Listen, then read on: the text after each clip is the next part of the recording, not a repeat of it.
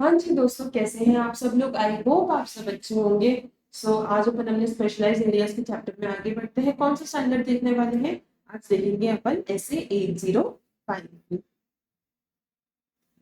तो इसमें क्या लिखा हुआ है? Audit of single financial statements and specific elements accounts और आइटम्स ऑफ फाइनेंशियल स्टेटमेंट्स। अब यहाँ पे भी अपन कुछ स्पेशल बात कर रहे हैं, कुछ अपने जनरल फाइनेंशियल स्टेटमेंट से हटके बात कर रहे हैं। देखो जनरली क्या होता है, अपने पूरे फाइनेंशियल स्टेटमेंट्स होते हैं। फाइनेंशियल स्टेटमेंट्स में क्या क्या आता है? अपनी बैलेंस शीट आती है, अपने P&L आते हैं, अपना कैश फ्लो स्टेटमेंट आता है और प्लस नोट्स टू अकाउंट्स होते हैं, प्लस अकाउंटिंग पॉलिसीज। ठीक है, समझ में आया? ये सब कुछ अपने गिवन होते हैं। अब यहाँ पे क्या लिखा हुआ है कि अगर आप किसी स्पेसिफिक एलिमेंट के, स्पेसिफिक आइटम के, स्पेसिफिक अकाउंट के या फिर सिंगल फाइनेंशियल स्टेटमेंट्स के ऑडिट को कर रहे हो। स्पेसिफिक एलिमेंट क्या हो गया, स्पेसिफिक आइटम क्या हो गया? फॉर सपोज अगर आप सिर्फ अकाउंट्स रिसीवेबल के ऑडिट कर रहे हो, या फिर आप सिर्फ स्पेसिफिक अकाउंट पेबल के ऑडिट कर रहे हो, या फिर आप सिर्फ पीपीई की ऑडिट कर रहे हो, तो ये क्या हो गया? अपने स्पेसिफिक आइटम हो गए, अकाउंट हो गए, एलिमेंट हो गए। सिंगल फाइनेंशियल स्टेटमेंट में क्या हो गया? अगर आप सिर्फ P&L की ऑडिट कर रहे हो, या फिर आप सिर्फ बैलेंस शीट की ऑडिट कर रहे हो, या फिर आप सिर्फ कैश फ्लो स्टेटमेंट की ऑडिट कर रहे हो, तो ये हो गए अपने सिंगल फाइनेंशियल स्टेटमेंट्स। यानी हम यहाँ पे पूरे फाइनेंशियल स्टेटमेंट्स की बात कभी नहीं करने वाले, या तो हम स्पेसिफिक आइटम की बात करेंगे या फिर सिंगल फाइनेंशियल स्टेटमेंट्स की बात करेंगे। तो ऐसे फाइनेंशियल स्टेटमेंट्स के लिए ऑडिट में ऑडिटर को क्या क्या चीजों का ध्यान रखना होता है, वो हम पर्टिकुलर इस स्टैंडर्ड में पढ़ने वाले हैं। समझ में आया इसको? अब आगे अपन चलते हैं। तो देखो, अगर आप कंसिडरेशंस पे जाओगे, एक सेकंड। हाँ, तो अगर आप कंसिडरेशंस पे जाओगे तो वो तो सेम ही है अपने, जो अपने ऐसे 800 में थे। यहाँ पे आप देख सकते हो, it is perfectly same. Next क्या लिखा हुआ है? एक्सेप्शंस में क्या लिखा हुआ है? SA 805 does not apply to report of component auditor. अगर आपको अपना ऐसे 600 याद हो, using the word of other auditor, अगर नहीं ध्यान आ रहा तो मैंने इसका भी रिवीजन करा रखा है, जाके आप चेकआउट कर सकते हो। आपको बहुत मक्खन की तरह पूरा स्टैंडर्ड समझ में आ जाएगा। तो ये पर्टिकुलर अभी अपना ऐसे 805 क्या बोल रहा है कि हम कॉर्पोरेट ऑडिटर की बात नहीं कर रहे। जो ऐसे 600 में अपना अदर ऑडिटर आपको कॉर्पोरेट ऑडिट रिपोर्ट बना के देता है, उसके बारे में हम यहाँ पे बात नहीं कर रहे हैं। यहाँ पे तो हमारे सिर्फ एक ही ब्रांच है, एक ही फर्म है, एक ही कंपनी है, उसी के सिंगल फाइनेंशियल स्टेटमेंट की या उसके स्पेसिफिक एलिमेंट के ऊपर होने वाली ऑडिट के बारे में हम बात कर रहे हैं। ठीक है, नेक्स्ट चलते हैं।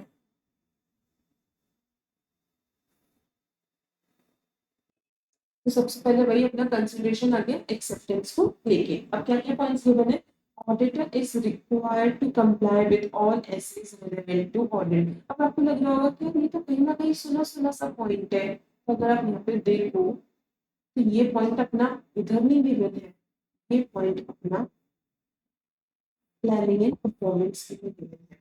तो इस चीज को आपको ध्यान रखना पड़ेगा कि कंपैरेटिव चार्ट आपको ऐसे हेल्प करेगा कि भाई अगर हम ऐसे 800 की बात करें तो वो पॉइंट अपना प्लानिंग एंड परफॉर्मेंस में लिखा हुआ था। लेकिन अगर अपन अपने ऐसे 805 की बात करें तो वो हमारा एक्सेप्टेंस में ही लिखा हुआ।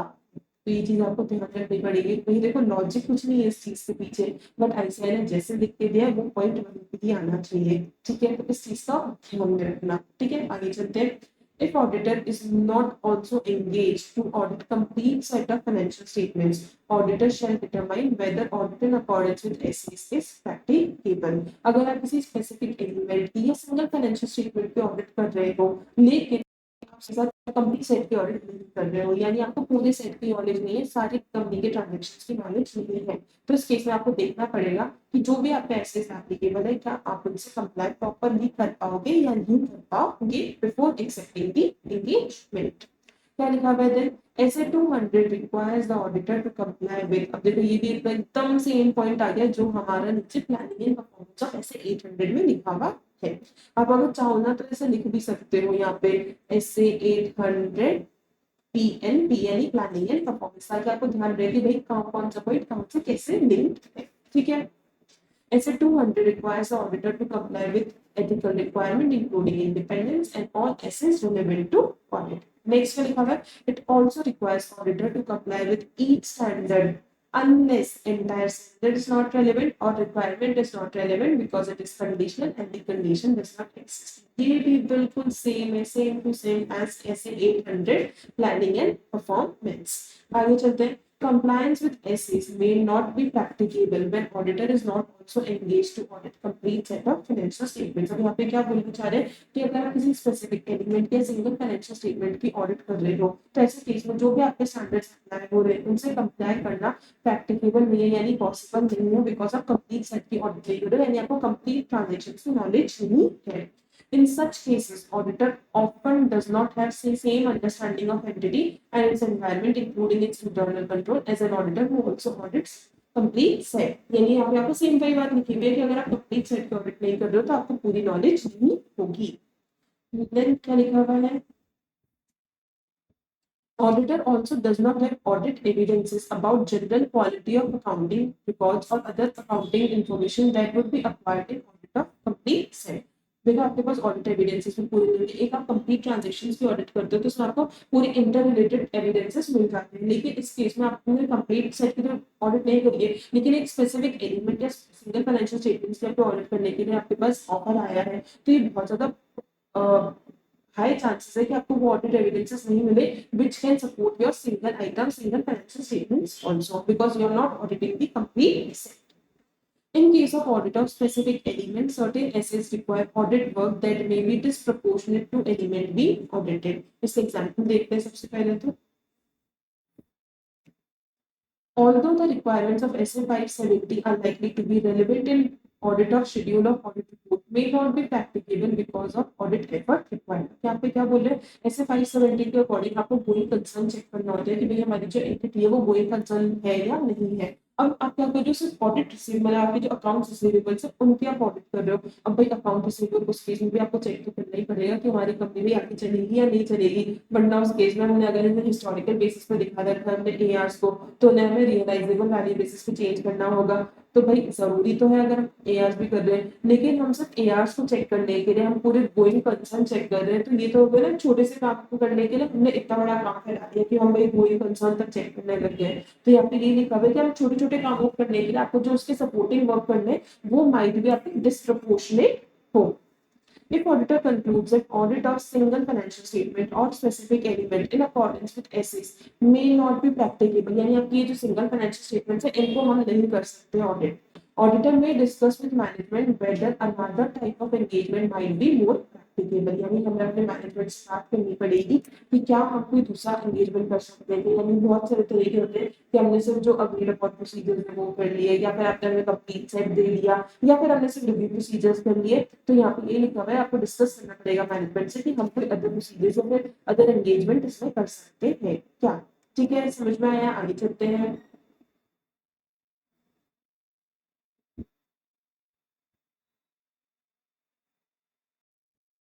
अब नेक्स्ट है अपना planning and performance. In planning and performance auditor shall adopt all SAs relevant to audit. भाई सेम बात आपको सारे एसेस को अडॉप्ट करना होगा जो आपके लिए रेलेवेंट है. ऐसे 216 notes that in some cases all of the TCWG are involved in managing the entity. हो सकता है ना कि भाई मैनेजमेंट और टीसी मतलब जब स्मॉल ऑर्गेनाइजेशन होता है तब आपका मैनेजमेंट और TCWG अलग अलग नहीं होते. वो सेम लोग होते सेम ही बंदे उसे संभाल भी रहे होते और सेम ही बंदे उसको ओवरसाइट भी कर रहे होते हैं. When complete set of financial statements is also prepared, those persons responsible for oversight of preparation of single financial statements or element may not be seen as TCWG responsible for oversight of preparation of complete set. ये तो हमने पहले भी पढ़ा था अपने I think कि इसमें भी आया था.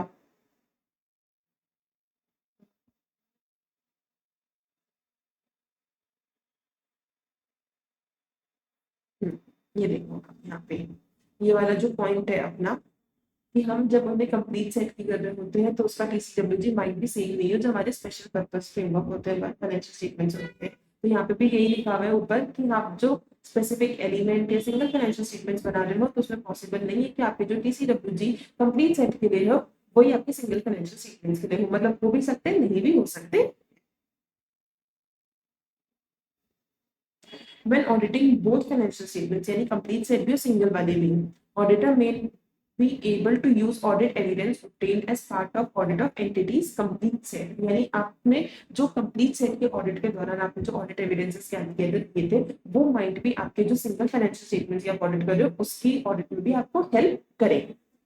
However, auditor is required to plan and perform audit of financial statements of of element to obtain sufficient appropriate audit evidences on which to base opinion। देखो यहाँ पे क्या लिखा हुआ है कि ठीक है, आपको जो कंप्लीट सेट के दौरान जो ऑडिट एविडेंसेस मिले माइट भी वो आपको हेल्प करे आपकी सिंगल फाइनेंशियल स्टेटमेंट या एलिमेंट के ऑडिट के लिए। स्टिल आपको अपनी जो सिंगल फाइनेंशियल स्टेटमेंट एलिमेंट की ऑडिट होती है उसे भी प्रॉपर्ली प्लान एंड परफॉर्म करना पड़ेगा ताकि आप रेलेवेंट ऑडिट एविडेंसेस को गैदर कर सको, उन्हें ऑब्टेन कर सको।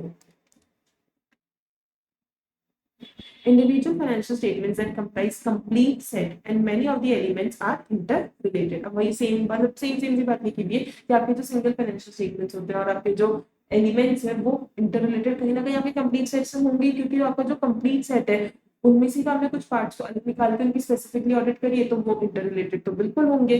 Accordingly when auditing single financial statements of specific auditor may not be able to consider them in isolation। मतलब आपने यहाँ पे क्या लिखा हुआ है कि आपकी ये जो single financial statements of element है ये हो सकता है कि इतना ज्यादा इंटर रिलेटेड हो दूसरे इतने एलिमेंट से, यानी अगर आप एक अकाउंट रिसीवेबल को चेक कर लो तो उसमें आपको रेवेन्यू भी देखना पड़ेगा, अपने कस्टमर्स को भी देखना पड़ेगा, तब ये तो इंटर रिलेटेड हो गया। तो इस केस में यही लिखा हुआ है कि हो सकता है कि जो सिंगल एलिमेंट चेक कर रहे हो वो आपके कंप्लीट सेट से कहीं ना कहीं इंटर रिलेटेड हो, तो इस केस में आपसे उस स्पेसिफिक एलिमेंट को चेक कर पाओ इन आइसोलेशन वो पॉसिबल नहीं हो पाएगा बिकॉज उसमें बहुत सारे इंटर रिलेटेड एलिमेंट्स भी हैं। नेक्स्ट में लिखा हुआ है मटेरियलिटी।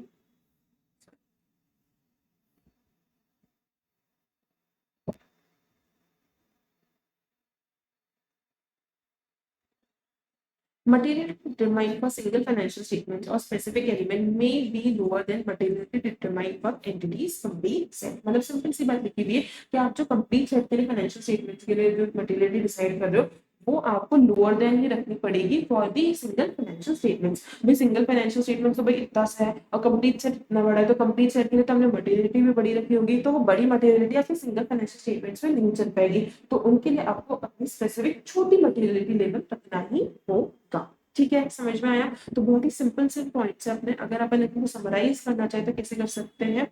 तो देखो सबसे पहले अपना क्या आ गया कि आपको सारे एसेस अप्लाई करना है, आपका टीसीडब्ल्यूजी सेम हो वो जरूरी नहीं है, यहाँ तक जो पूरा लिखा हुआ है आपके सिंगल फाइनेंशियल स्टेटमेंट की टीसीडब्ल्यूजी सेम हो with respect to complete set वो जरूरी नहीं है। जब आप दोनों की ऑडिट कर रहे हो तो हो सकता है कि आप जो कंप्लीट सेट के लिए ऑडिट एविडेंस है उन्हें आप यूज कर सको अपने सिंगल फाइनेंशियल स्टेटमेंट्स के लिए। स्टिल आपको अपने सिंगल फाइनेंशियल स्टेटमेंट्स के लिए भी planning and performing and gathering तो ऑडिट एविडेंसेस करना ही होगा। फिर क्या लिखा हुआ है कि अगर आप जो आपके इंडिविजुअल फाइनेंशियल स्टेटमेंट्स है वो आपके inter related with the other financial statements है तो उनका आप इन आइसोलेशन कंसीडर कर पाओगे, पॉसिबल नहीं हो पाएगा। एंड देन पे क्या लिखा हुआ है आपको मटेरियलिटी लेवल। मटेरियलिटी लेवल में क्या लिखा हुआ है कि आपके जो कंप्लीट सेट है उनके लिए जो मटेरियलिटी लेवल है वो बड़ी है, तो आप उस इंडिविजुअल फाइनेंशियल स्टेटमेंट्स के लिए छोटी मटेरियलिटी लेवल डिसाइड करनी होगी। ठीक है, समझ में आया? यहाँ तक हो गए अपने पॉइंट्स, आगे चलते हैं।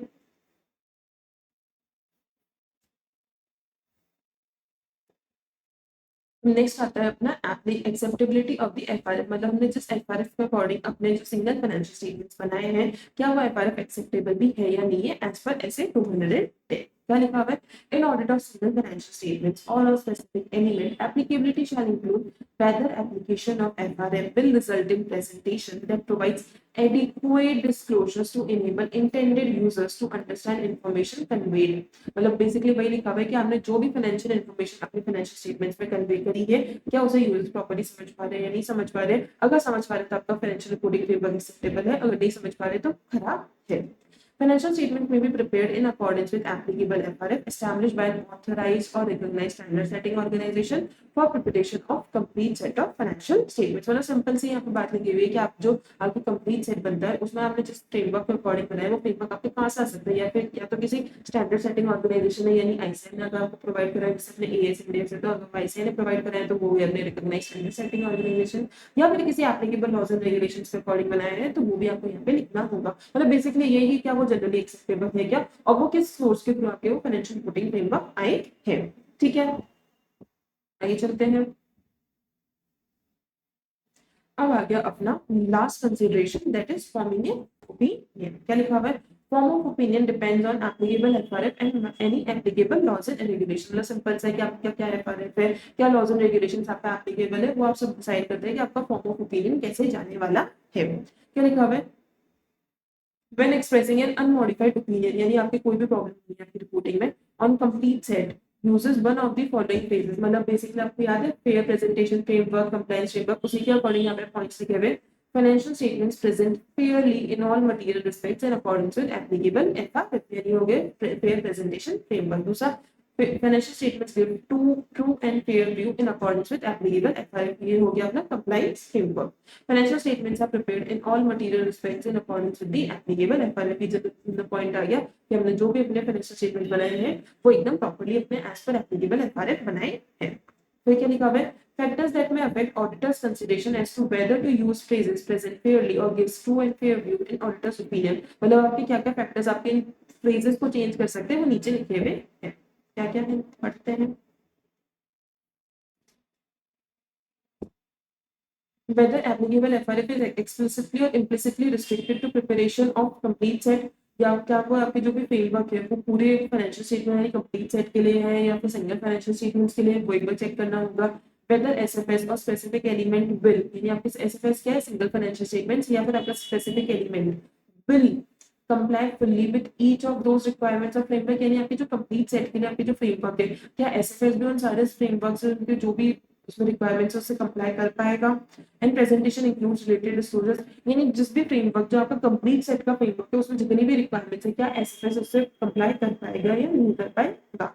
If necessary to achieve fair presentation, provide disclosures beyond those specifically required by framework or an exceptional circumstances depart from a requirement of the framework। अब यहाँ पे क्या लिखा हुआ है कि अगर आपको अपना फेयर प्रेजेंटेशन को अचीव करना है तो ऐसे केस में हो सकता है कि आपके जो भी फ्रेमवर्क में पॉइंट्स लिखे हुए हो उससे एड ऑन पॉइंट्स आपको कुछ अपने उसमें बताने हो अपने फाइनेंशियल स्टेटमेंट्स में, ताकि वो फेयर प्रेजेंट आपके हो सके। या फिर ऐसे आपको हो सकता है कि जो उसमें रिक्वायरमेंट्स लिखी हुई है उनसे आपको डिपार्ट करना पड़े, यानी आपको पर्टिकुलर रिक्वायरमेंट्स को नहीं लिखना पड़े। बेसिकली यहाँ पे क्या लिखा हुआ है कि अगर आपको फेयर प्रेजेंटेशन अचीव करना है तो या तो आपको कुछ एड ऑन पॉइंट्स लिखने पड़ेंगे या फिर जो लिखे हुए पॉइंट्स है उनमें से कुछ कट डाउन होगा। ठीक है, समझ में आया, आगे चलते हैं।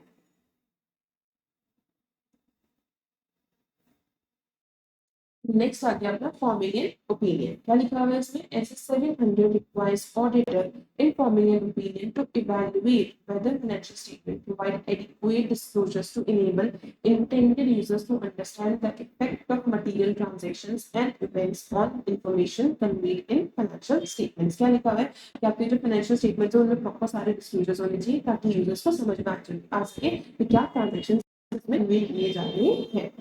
In case of SFS or of specific element, it is important that in view of requirements of applicable FRF provides adequate disclosures to enable intended users to understand information conveyed and effect of material transactions and events on the information conveyed in financial statements or element। मतलब simple same बातें लिखी हुई है, ये complete set के लिए थी, ये सिंगल फाइनेंशियल स्टेटमेंट्स के लिए थी।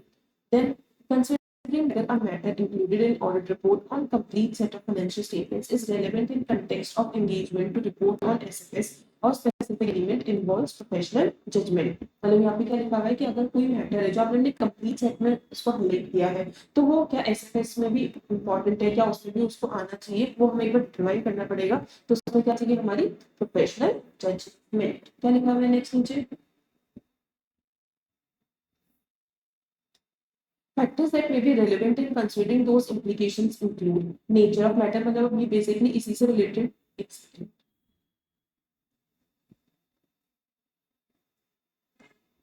हाँ जी, तो मैं क्या बोल रही थी कि हमने ये जो ऊपर पॉइंट पढ़ा कि हमारे जो मैटर्स हमारे कंप्लीट सेट में है क्या वो हमें अपने एसएफएस और पूर्व में बताने पड़ेंगे क्या, तो उसके लिए क्या इम्प्लीकेशन है, किन चीजों का ध्यान रखना पड़ेगा, वो यहाँ पे नीचे अपने पॉइंट्स लिखे हुए क्या क्या है। Nature of matter being described in audit report on complete set and extent to which it relates to, मतलब उसमें क्या नेचर ऑफ मैटर गिवन है और वो कितना हमारे एसएफएस से रिलेट करता है वो हमें देखना पड़ेगा।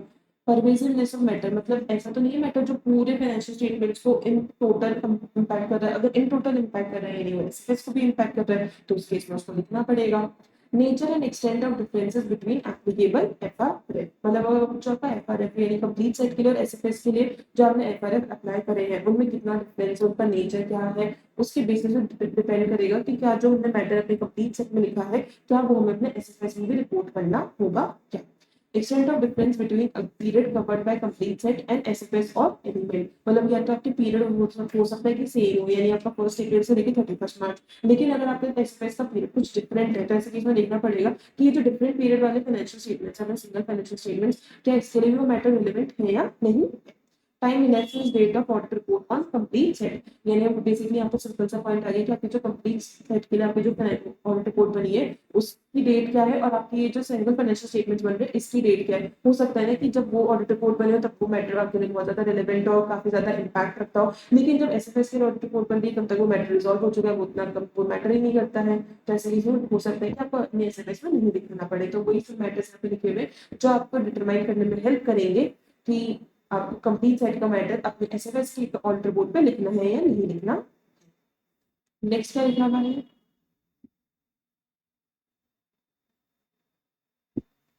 inclusion of reference to audit report on complete set even when certain matters included in audit report on complete set do not have implication for audit or for audit report on SFS or specific element. Auditor may deem it appropriate to refer to matter in other meta paragraph in audit report on SFS or on specific element. मतलब basically अभी यहाँ पे क्या लिखा है, ऊपर तो अपन ने इतने सारे पॉइंट्स पढ़े कि भाई वो मैटर रेलेवेंट है या नहीं है, रेलेवेंट होगा तो ही हम लिखेंगे। अब नीचे यहाँ लिख रखा है कि अगर ऑडिटर को लगता है कि भाई भली से रेलेवेंट नहीं है, फिर भी अगर हमने कोई स्पेसिफिक मैटर अपने कंप्लीट सेट में लिखा है तो वो भी हमारे एसएफएस के ऑडिट रिपोर्ट में भी आना चाहिए, भली रेलेवेंट नहीं हो तो अगर उसे लगता है तो वो उसे लिख सकता है और किसमें लिखेगा, अदर मैटर पैराग्राफ में लिखेगा। If auditor undertakes an engagement to report on SFS or specific element together with audit of complete set, auditor shall express a separate opinion for each engagement। और बहुत सिंपल सा SFS और complete set दोनों के लिए आपको different separate opinion ही पास करनी है। ऑडिटेड मतलब आपकी डिफरेंट ऑडिट रिपोर्ट्स की, ऐसे नहीं कि दोनों को एक साथ फ्लिप करके लिख दिया, हम लोग ऐसा नहीं कर सकते। Audited SFS or audited specific element may be published together with audited complete set. If auditor concludes that presentation of SFS or specific element does not differentiate it sufficiently from complete set, auditor क्या लिखा हुआ था, और वापस से बोल लेते हैं, ऑडिटेड एसएफएस और ऑडिटेड स्पेसिफिक एलिमेंट में भी publish together with audited complete, यानी हम उन दोनों को साथ में पब्लिश कर सकते हैं। If auditor concludes that presentation of SFS or specific element does not differentiate it sufficiently from complete set, यानी आपके जो एसएफएस और स्पेसिफिक एलिमेंट है वो कंप्लीट सेट से डिफरेंशिएट नहीं हो रहे, मतलब ऐसे एकदम क्लब करके लिख दे समझ ही नहीं आ रहा कहाँ पे कंप्लीट सेट है कहाँ पे आपका एसएफएस है। Auditor shall ask management to rectify situation, मतलब वो मैनेजमेंट को बोलेंगे कि भाई अलग अलग दिखाओ, थोड़ा सा लिखो। Auditor shall also differentiate opinion on SFS or on specific element from opinion on complete set, यानी आपको अपनी ओपिनियन भी एकदम डिफरेंट डिफरेंट अपनी ऑडिट रिपोर्ट में दिखानी पड़ेगी ताकि वो आपकी एकदम सेपरेट समझ में आए कि भाई हाँ ये कंप्लीट सेट के लिए और ये एसएफएस के लिए। Auditor shall not issue audit report containing opinion on SFS or on specific element until satisfied with differentiation। मतलब सिंपल से लिखा है कि आपको अपने ऑडिट रिपोर्ट तब तक इशू नहीं करनी तब तक जब तक कि वो आपके फाइनेंशियल स्टेटमेंट्स को एकदम डिफरेंशिएट करके अपना मैनेजमेंट दिखाना दे। Considering implications of certain matters included in audit report on complete set for audit of SFS or specific element and for audit report thereon। Next क्या लिखा हुआ है, If audit report और complete set includes, अब आपके अगर complete set के audit report में ये सारे points हैं, मतलब कोई भी एक दो point भी है मैं से modified opinion, para material uncertainty relating to going concern, statement that describes an uncorrected material statement of other information, यानी basically SS705, SS706, 570 या SS720 के regarding अगर कोई भी उसमें points लिखे हुए हमारे complete set में, then हमें वो points को अपने एसएमएस में भी दिखाना पड़ेगा अगर वो रेलेवेंट है तो, और अगर ऑडिटर को लगता है कि पहले से रेलेवेंट नहीं तब भी आना चाहिए तो भी हमें उसे लिखना। देन क्या लिखा हुआ है अपने पास, एडवर्स और disclaimer of opinion and audit report on complete set, यानी अगर आपके एडवर्स और डिस्क्लेमर ऑफ ओपिनियन है किस पे, कंप्लीट सेट पे। If auditor concludes that it is necessary to express adverse or disclaimer opinion on complete set as a whole, SS705 does not permit auditor to include in same audit report an unmodified opinion on SFS। मतलब यहाँ पे क्या होगा कि अगर भाई एक का बोला कि आपके कंप्लीट सेट पे एडवर्स और डिस्क्लेमर ऑफ ओपिनियन यानी परवेजिवनेस है यहाँ पे, और उसी से निकले हुए एक सिंगल फाइनेंशियल स्टेटमेंट है स्पेसिफिक एलिमेंट पे आप बोल रहे हो कि हाँ भाई इसमें सब कुछ एकदम सही है, तो भाई ये कैसे हो सकता है, एक तरफ तो बोल रहे हो कि भाई गड़बड़ गड़बड़ गड़बड़ है और एक तरफ बोल रहे हो कि भाई ये स्पेसिफिक चीज एकदम सही है, भाई ऐसे तो पॉसिबल ही नहीं है। तो यहाँ पे यही लिखा हुआ है अगर आपने एडवर्स डिस्क्लेमर ऑफ ओपिनियन दी है तो उस केस में आप अनक्वालिफाइड ओपिनियन नहीं दे सकते अपने एसएफएस के स्पेसिफिक एलिमेंट पे। क्या लिखा हुआ है यहाँ पे, if auditor concludes that it is necessary to express adverse or disclaimer opinion on complete set ऐसे 705 does not permit auditor to include in same audit report an unmodified opinion on SFS that forms part of those financial statements or on specific element. This is because such an unmodified opinion would contradict, yes, it would contradict adverse or disclaimer of opinion on entities, company, set. If auditor concludes that it is necessary to express adverse or disclaimer opinion on complete set, but in context of separate audit of specific element that is included in those financial statements, यानी किसके बारे में बात हो रही है, जहां पे बेसिकली सिर्फ और सिर्फ स्पेसिफिक एलिमेंट की बात हो रही है, यहाँ पे सिंगल फाइनेंशियल स्टेटमेंट्स की बात नहीं हो रही है, इसको प्लीज मार्क करके रखिएगा। यहाँ पे एसएफएस की बात नहीं हो रही है, सिर्फ स्पेसिफिक एलिमेंट की बात हो रही है। यहाँ पे क्या लिखा हुआ है कि भली से आपको जरूरी है आप एडवर्स डिस्क्लेमर ऑफ ओपिनियन बताओ, लेकिन आपका जो भी स्पेसिफिक एलिमेंट है उसका आप ऑडिट कर लो और उसमें कोई भी गड़बड़ नहीं है और आपको लगता है यहाँ पे अनक्वालिफाइड ओपिनियन चलेगी, तो ऐसे केस में क्या लिखा हुआ है यहाँ पे, auditor nevertheless considers it appropriate to express an unmodified opinion on that element. Auditor shall only do so. मतलब वो दे सकते हैं unqualified opinion, unmodified opinion, but उस केस में उसे किन चीजों का ध्यान रखना पड़ेगा? Auditor is not prohibited, यानी laws and regulations मना नहीं कर रहे हैं उसे, that opinion is expressed in audit report that is not published together with audit report including adverse or disclaimer of opinion। यानी इसमें अगर आपको audit report आपकी complete set और एसएफएस की जो सॉरी स्पेसिफिक एलिमेंट की आपकी जो ऑडिट रिपोर्ट है उसमें अगर कॉन्ट्राडिक्टरी आपके ओपिनियन से, यानी एक तरफ तक बोलो एडवर्स डिस्क्लेमर ऑफ ओपिनियन और एक तरफ बोलो अनमॉडिफाइड ओपिनियन, तो ऐसे केस में वो दोनों ऑडिट रिपोर्ट्स आपके साथ में पब्लिश नहीं होनी चाहिए, बिकॉज अगर साथ में पब्लिश होगी तो यूजर्स को दिमाग खराब हो जाएगा कि भाई ये तो कॉन्ट्राडिक्टरी दे रखे, ऐसे कैसे पॉसिबल है। तो ऐसे केस में आपको उनको एकदम सेपरेटली ही पब्लिश करना होगा। Element does not constitute major portion of complete set, यानी आपका ये जो पर्टिकुलर एलिमेंट है ये फाइनेंशियल स्टेटमेंट्स का बहुत ही ज्यादा मेजर पोर्शन नहीं है। ऐसा नहीं कि अगर आपको 10 लाख की बैलेंस शीट है तो उसमें 5 लाख का तो ये स्पेसिफिक एलिमेंट हो गया, भाई ऐसे केस में तो वो बहुत ज्यादा बड़ा अमाउंट हो गया और ऐसे केस में अनक्वालिफाइड ओपिनियन नहीं दे सकते हो। हाँ भाई एकदम छोटा सा अमाउंट है तो इस केस में आप अनक्वालिफाइड अनमॉडिफाइड ओपिनियन दोगे तो वो चल जाएगा। तो बेसिकली हमने ये 3 अपने कंडीशंस कह सकते हो, पहला तो not prohibited by laws and regulations, दूसरा इसमें लिखा हुआ है कि आपको ओपिनियन साथ में पब्लिश नहीं करनी है, और तीसरा हो गया अपना कि वो आपका मेजर पोर्शन कॉन्स्टिट्यूट नहीं करना चाहिए आपकी कंपनी से का। ठीक है, आगे चलते हैं अपना नेक्स्ट पॉइंट क्या गिवन है, auditor shall not express unmodified opinion on SFS of complete set if auditor has expressed an adverse or disclaimed an opinion on complete set. देखो एसएफएस में तो भाई आपकी 3 फाइनेंशियल स्टेटमेंट्स है, बैलेंस शीट, पी&एल और cash flow statement. अब उसमें से आप पूरे उन तीनों पे बोल रहे हो कि एडवर्स या डिस्क्लेमर ऑफ ओपिनियन है, लेकिन आप पी&एल पे बोलना चाह रहे हो कि ये तो अनमॉडिफाइड है। भाई कैसे पॉसिबल है, वो इतना मेजर पोर्शन आपको कॉन्स्टिट्यूट कर रहा है और उसमें आप बोल रहे हो कोई गलती नहीं है और इसमें उसके elements inter related with balance sheet and cash flow है, तब आप कैसे कह सकते हो। तो यहाँ पे यही लिखा हुआ है कि अगर आप एसएफएस में इस तरह से अनमॉडिफाइड ओपिनियन नहीं दे सकते, हाँ स्पेसिफिक एलिमेंट पे दे सकते हो बिकॉज वो एक छोटा सा आपका पार्ट कॉन्स्टिट्यूट करता है। This is the case even if audit report on SFS is not published together with audit report containing adverse or disclaimer of opinion। मतलब भले से आप अलग अलग उनको पब्लिश कर दो तो भी आप ऐसे कॉन्ट्राडिक्ट प्रोविजंस उसमें नहीं डाल सकते, कॉन्ट्राडिक्ट ओपिनियंस नहीं दे सकते हो। This is because SFS is deemed to constitute major portion of those financial statements. In audit report on complete set, expression of disclaimer of opinion regarding results of operations and cash flows where relevant, and an unmodified opinion regarding state of affairs is permitted since disclaimer of opinion is being issued in respect of results of operations and cash flows only and not in respect of financial statements as a whole। अब देखो मैं इस portion से मैं ज्यादा कुछ agree नहीं करती हूँ, बेसिकली मतलब मैंने कभी नहीं देखा इसे प्रैक्टिकली, बट इसमें लिखा हुआ है तो मेरा रिस्पॉन्सिबिलिटी है मैं आपको बताऊं क्या लिखा हुआ है।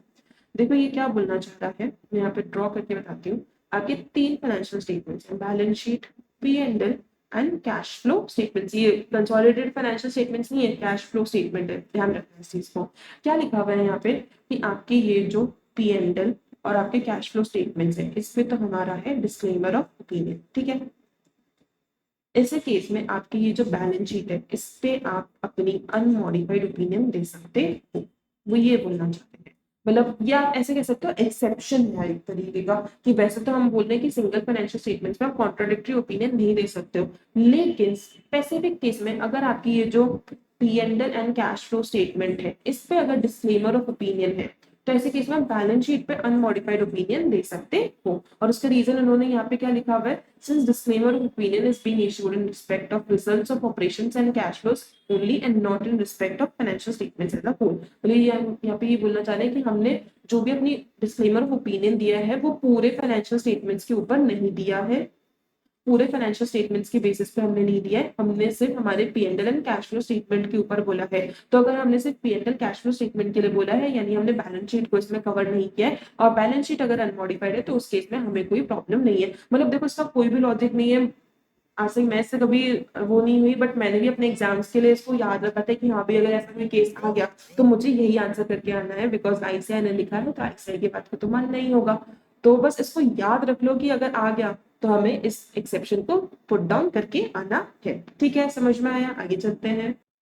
अब नेक्स्ट अपने पास एग्जांपल्स दे रखे हैं स्पेसिफिक एलिमेंट्स के, बहुत ही सिंपल सिंपल से। क्या क्या लिख रखा है? Accounts receivable, allowance for doubtful accounts receivable, inventory, liability for accrued benefits of private pension plan, recorded value of identified intangible assets. यानी अब देखो अगर आपको इसको वो करना है कि मैपिंग हो थोड़ी सी, तो यहाँ पे इंटेंजिबल असेट्स दे रखा है, यहाँ पे टेंजिबल असेट्स दे रखा है। यानी एक तो असेट्स वाले हो गए अपने, थोड़ा सा ट्राई करें इसको मैप करने का। चलिए ट्राई करते हैं एक बार।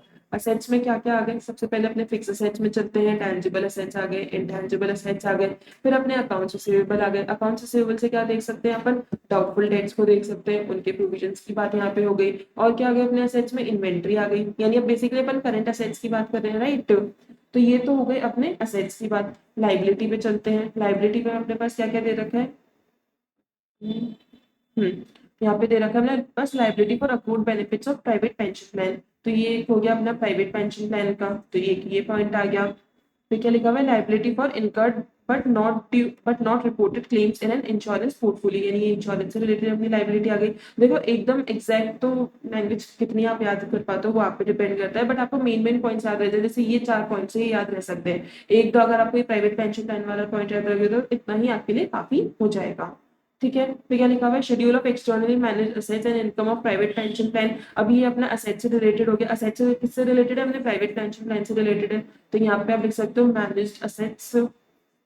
मतलब देखो मैपिंग करने वाली बात है कि आप कैसे मैपिंग करके उसे याद रखते हो। तो मैंने खुद ने ऐसे याद रखा था कि भाई मुझे बस मोटे मोटे पॉइंट्स याद रहे। तो ये मैनेज असेट्स किससे रिलेटेड है? अपने प्राइवेट पेंशन प्लान से रिलेटेड है। देन अपने पास क्या लिखा हुआ है? टेंजिबल असेट्स हो गया अपना schedule of disbursements in relation to lease property. Lease property का आ गया अपना यहाँ पे कि अगर हमने लीज पे कोई प्रॉपर्टी ले रखी है तो उसमें क्या होता है? ROU to lease liability.